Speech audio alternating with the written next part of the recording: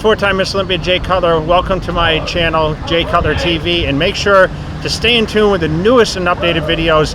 Subscribe below, guys. Thank you so much for following along.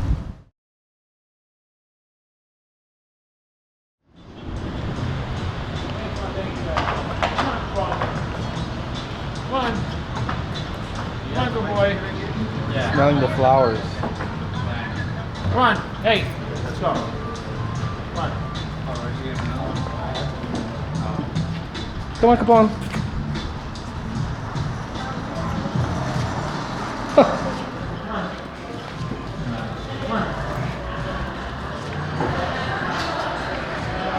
Oh, ours would His name's Oliver. He's popular. He's adorable. What's he weigh? About 5, 6, 7 pounds? How much is he going? 6 pounds, right? I think you said 7. A About. pound, like 5 half a pounds. pound. Yeah, half a pound, yeah. He's a tough guy. I have, we have a Alcohol. female too that's like, she's He is the cutest thing. How many years old is he? He's 5 now, Capone? Good kid. Oh, Capone is 6. She corrected me. I don't like the, you know, like us, we don't like to admit our age. That's right. Come on, come on. Let's go. So this is Jay's fridge when he travels. I guess that's how he's able to keep eating clean all the time. He's got all this food with him. What do I do? I was just showing you Mega Fit meals, dude. So that's how you're able to travel all this much and eat all your food frozen brought with you, or? Oh, this is actually this is the Jay Cutler Bowl. Oh, that is?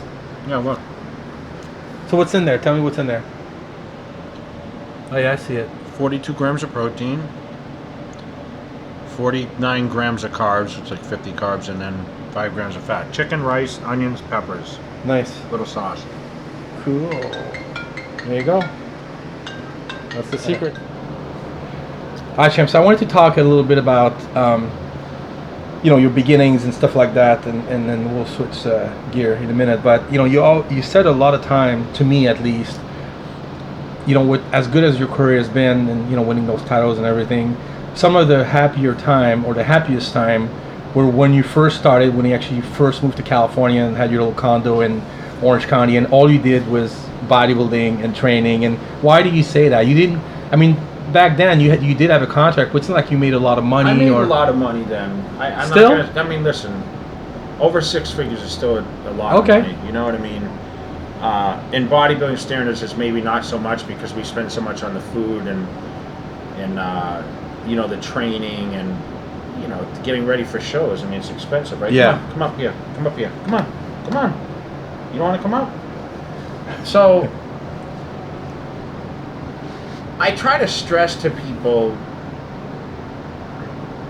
I had a vision to be successful, and successful has a lot of meanings to different people. Where I come from, being successful means like you have a task to do daily, and that task becomes something that means something, you know. So, you know, I started training at 18, and my goal was always to support like my hobby, which was the working out. So afford the eating, and the, you know, supplements weren't so apparent back then, but be able to afford the gym membership and afford to take the 2 hours that it was taken out of my day to actually pursue the training each day. So for me, I wanted to be able to support that, and I had this vision of being a successful bodybuilder, meaning I was going to look good, and I was going to financially support what I set out to do, and that was to be able to train every day and probably try to work around the arenas of that coincide with the whole workout regimens. And that became a reality when I became a professional bodybuilder. And I signed my first contract at like 24. I think I got offered at 23 when I won my pro card. I refused it. Uh-oh, hey, get over here. Come here, buddy. And come on, get up here, get up here, get up here, get up here. Come on. And You don't want to. so I signed my first contract. I was under contract with Joe Weider, and I was paid a decent salary, and it was enough to be able to afford to go to the gym every day and afford my food and the chicken breast. At the time, I was buying the cows. You know, I was buying the whole cow at a time. I was buying 140 40 pounds of chicken breast at a time. I was buying 30 dozen eggs at a time. It was very structured with my diet, 6-7 meals a day. I didn't use protein shakes much back then. Cooked everything yourself. I cooked everything myself. There was no such thing as meal prep. You had to eat your portion meals each day. And I was progressing, and I was hungry. I was hungry to be a better bodybuilder. And as I progressed, kind of people know the history. I got better and better. I started winning. I started making more money. And the money was just like kind of the reward. I mean, I became a bodybuilder that competed for prize money.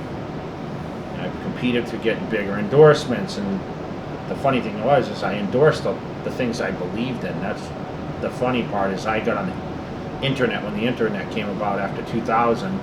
And I was able to go online and kind of research, okay, I want to get these wrist straps. I remember seeing the Chic wrist straps and writing to Chic and saying, hey, can you guys send me a pair? And they sent me a free pair, and that's how I started the endorsement deal. I remember at the time we signed the deal later on, and they said, hey, write the contract. I wrote the Chic contract. It was like literally like 2 paragraphs. And we signed a deal, and it was like an endorsement deal because I already used the product, and I liked it so much. I believed in it, and they weren't a big company. And Are you still with them today? And then I started putting them in Flex Magazine. If you remember, with Chris Lund, I said, hey, can you send us like a bunch of, wrist straps and belts and whatever so we can put it in the photo shoot, gloves. And they said, yeah, we'll send them over. I said, it will be free advertisement for you guys. You're advertising in Flex and Muscle Fitness, all these magazines anyway. Why not put all the guys that are getting shot in the magazines wearing the stuff? It's free. Next thing you know, the thing blew up. I mean, now they can, like every top athlete, they are advertised like crazy. They're still doing print ads. They run their social media. We kind of help out with that. So, I mean, that's just one example, but I truly, I started using a lot of different products. I took a liking to a lot of things, and I was one of the more highly endorsed athletes out there. And, of course, things came along that I wasn't familiar with that I ended up endorsing because they sent me a product and I tried it and I liked it, or I liked the idea of the direction it was going. So, I had started to drive that revenue, and for me, even training for each Olympia, I never thought about the prize money. I never thought about, okay, well, I'm making X, so that gives me, more reason to kick back and whatever. Because you were around it. I treated it like a job, man. I got up and trained my 4 times a day. I'd still get up at 6 in the morning. I'd be in the gym at 7:30. I'd be training twice during that day. I'd do my cardio before I went to bed. I was eating the meals, and I was only allowing myself to eat out so much because I weighed everything perfect. We talk and laugh about your scale issues. But I mean, dude, I weighed everything. I knew what everything was. I didn't eyeball food. I weighed everything portion to portion, carbohydrate to carbohydrate, protein to protein. I kept track of everything. I knew exactly what it. Man. I moved and went to the grocery store during the day. I wrote it in my journal. I mean, I journaled everything, but I just didn't want to make any mistakes. And I think nowadays, like, I don't see the guys doing like that set routine as much. I mean, we come now with these meal services. They're a little easier. Someone else is cooking your food for you, which I was very wary about when I was really training for competitions. Of course, I would eat out, but I kept that to a minimum also. It was always like, okay, I know where the food's coming from. I'm eating it. But more importantly, it was always about being better. It wasn't about, how much money I was going to win or picking a show that paid more. And eventually I had no choice but to choose the Arnold Classic and the Olympia because those were the shows that were the biggest caliber of competition.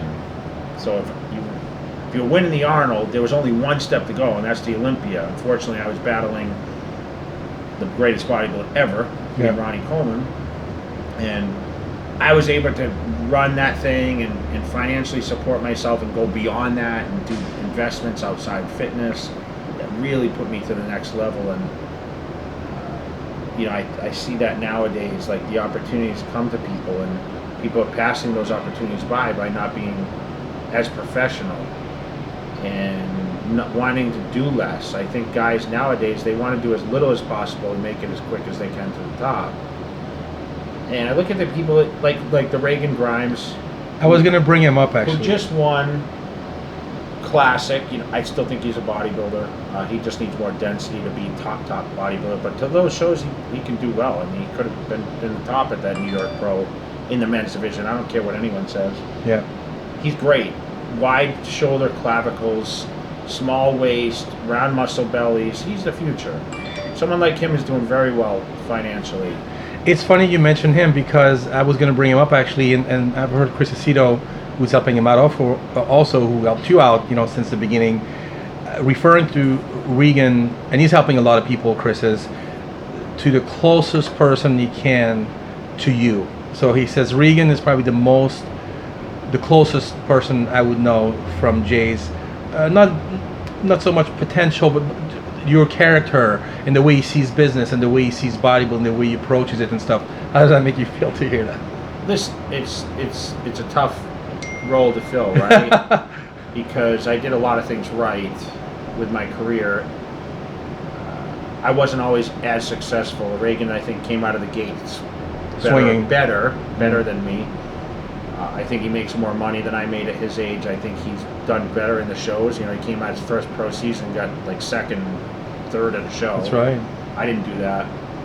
I think the caliber is not as tough now, to be honest, but that's not a knock on him. It's just what he chose to do, and there's more pro shows. I mean, that's the deal about it. There weren't as many pro shows back then. The expos didn't exist. Yeah. So there's a lot more opportunity. There's the social media. Like now, you can do things instantly, and people can see those.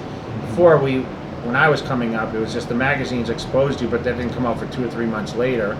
You're already on to the next thing. That's right. And we were writing hand letters to fans instead of emails that take a lot more time. You got to mail it out. You got to spend money to get there. So it's, for me, there's a lot more opportunity, and Reagan's a good example of someone that's taking care of. He's really doing his best to really capitalize on that. I still think eventually he's going to be a top professional bodybuilder. I even texted him last week and I said, you have the potential to be the last one standing. What do you say? He's flattered by that. Yeah. When a guy of my caliber reaches out to a younger generation guy that hasn't won the big one yet and tells him, hey, you're next in line, you just got to keep your patience and keep headstrong. Yeah. What are you going to say? I mean, it's great. I've been right with all my predictions. Remember that. You're really good. Yeah. And I see Reagan as a potential future Mr. Olympia if he just stays on the right path, doesn't sway away and do anything outrageous. It's just a time thing with him, and he'll get there. Yeah. And I can say that to any of the younger guys that are coming up. Calum Von Moger, he's another example of a guy that has great potential. Yeah. He has super potential to come up. There's so many other guys that I don't even mention. It's just these are guys that come to mind because I associate with these people. We see just so much potential out there, and so much potential meaning not just winning on stage, but becoming like a familiar face, being a role model, being a character that's exposed beyond everyone else, giving back a greater gift than some others can give. There's so much these guys can achieve. And you don't even have to win. That's the amazing thing. You just have to be active and promote your lifestyle, promote what you do, talk to the fans, be relevant, be out there, put certain things out, not crazy shit, but just put things out. Yeah. And the money will come. It's better to build an awesome brand because it's like building Pepsi or Coke. Like if you build a great brand, the money's going to come. The following will come. Just focus on building the best you. Don't worry about the money or the financial. Once you pick that financial, you're already losing because you can't look at things with a financial reason. It's got to be passionate. You have to be passionate. You have to love what you do. You have to approach it your own way. No one's going to tell you to do this, do that. They can give you suggestions, but you have to find your own path. Be your own person, and more importantly, just stay true to what your dream is. There's always a vision. There's a vision that you may be closer than further away, or you have like long-term goals, you have short-term goals, you have tomorrow's goals. Every week starts with Monday. Don't make Monday a bad day. I constantly say that on my social media. Mondays are my favorite days of the week because you know why? The weekends, everyone kicks back. It gives me that much better advantage to get a jump start on everyone because I'm already prepared on Sundays to have an awesome Monday where others are dreading that day. So for me, I'm already ahead of everyone else because I am looking forward to Mondays like people look forward to Fridays. because I know I'm going to accomplish a lot in a week. So, stay true to your dreams, stay true to your passion, and more importantly, stay on the track where you envision yourself having the greatest success. That's the key, and that's going to be my words of wisdom for the day. Thanks, Jay. That was great advice.